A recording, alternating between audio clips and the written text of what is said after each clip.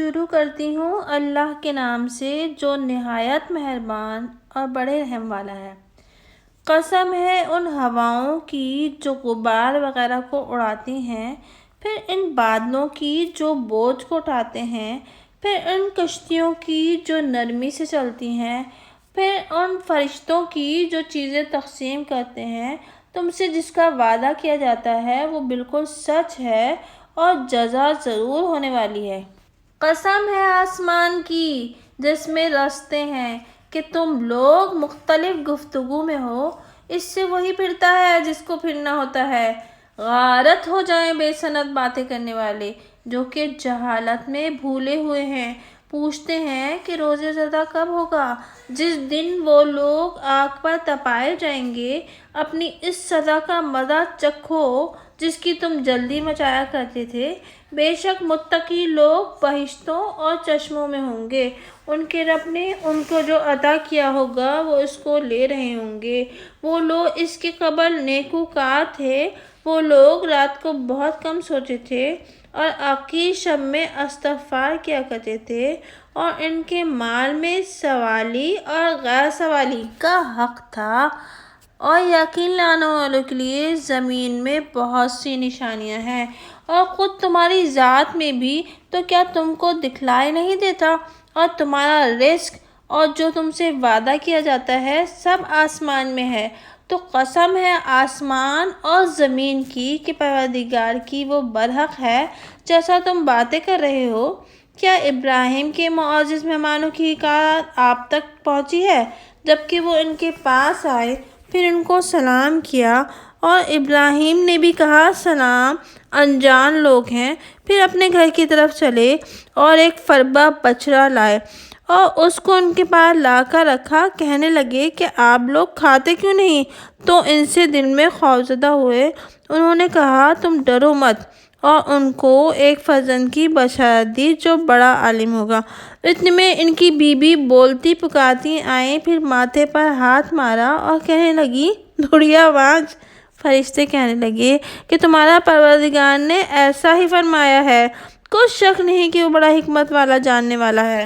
ابراہیم کہنے لگے اچھا تو تم کو بڑی مہم کیا درپیش ہے اے فرشتوں؟ فرشتوں نے کہا کہ ہم ایک مجرم قوم کی طرف بھیجے گئے ہیں تاکہ ہم ان پر کنکر کے پتھر برسائیں، جن پر آپ کے رب کے پاس سے خاص نشان بھی ہے حد سے گزرنے والوں کے لیے۔ تو ہم نے جتنے ایماندار تھے سب کو وہاں سے علیحدہ کر دیا، سو بجز مسلمانوں کے ایک گھر کے اور کوئی گھر ہم نے نہیں پایا، اور ہم نے اس واقعے میں ایسے لوگوں کے لیے عبرت رہنے دی جو دردناک عذاب سے ڈرتے ہیں۔ اور موسیٰ کے قصے میں بھی عبرت ہے، جبکہ ہم نے ان کو فرعون کے پاس ایک کھلی ہوئی دلیل دے کر بھیجا، سو اس نے اپنے ارکان سلطنت کے سرتابی کی اور کہنے لگا یہ ساحر یا مجنون ہے، سو ہم نے اس کو اور اس کے لشکر کو پکڑ کر دریا میں پھینک دیا، اور اس نے کام ہی ملامت کا کیا تھا۔ اور عاد کے قصے میں بھی عبرت ہے، جبکہ ہم نے ان پر نامبارک آندھی بھیجی، جس چیز پر گزرتی تھی اس کو ایسا کر چھوڑتی تھی جیسے کوئی چیز گل کر ریزہ ریزہ ہو جاتی ہے۔ اور سمود کے قصے میں بھی عبرت ہے، جبکہ ان سے کہا گیا اور تھوڑے دنوں چین کر لو، سو ان لوگوں نے اپنے رب کے حکم سے سرکشی کی، سو ان کو عذاب نے آ لیا، اور وہ دیکھ رہے تھے، سو نہ تو کھڑے ہی ہو سکے اور نہ بدلہ لے سکے۔ اور ان سے پہلے قوم نوح کا یہی حال ہو چکا تھا، وہ بڑے نافرمان لوگ تھے۔ اور ہم نے آسمان کو قدرت سے بنایا، اور ہم وسیع القدرت ہیں، اور ہم نے زمین کو فرش بنایا، سو ہم اچھے بچانے والے ہیں۔ اور ہم نے ہر چیز کو دو دو قسم کا بنایا تاکہ تم سمجھو، تو تم اللہ ہی کی طرف دوڑو۔ میں تمہارے واسطے اللہ کی طرف سے کھلا ڈرانے والا ہوں، اور خدا کے ساتھ کوئی اور معبود مت قرار دو۔ میں تمہارے واسطے اللہ کی طرف سے کھلا ڈرانے والا ہوں۔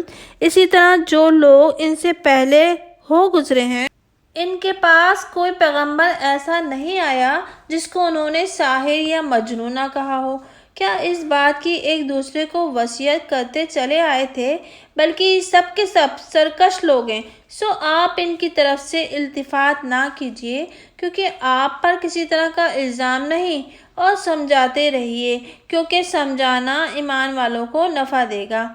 اور میں نے جن اور انسان کو اسی واسطے پیدا کیا ہے، میری عبادت کیا کریں، میں ان سے رزق رسانی کی درخواست نہیں کرتا کہ وہ مجھ کو کھلایا کریں۔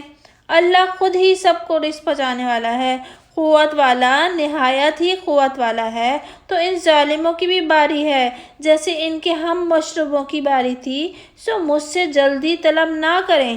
غرض ان کافروں کے لیے اس دن کے آنے سے بڑی خرابی ہوگی، جس کا ان سے وعدہ کیا جاتا ہے۔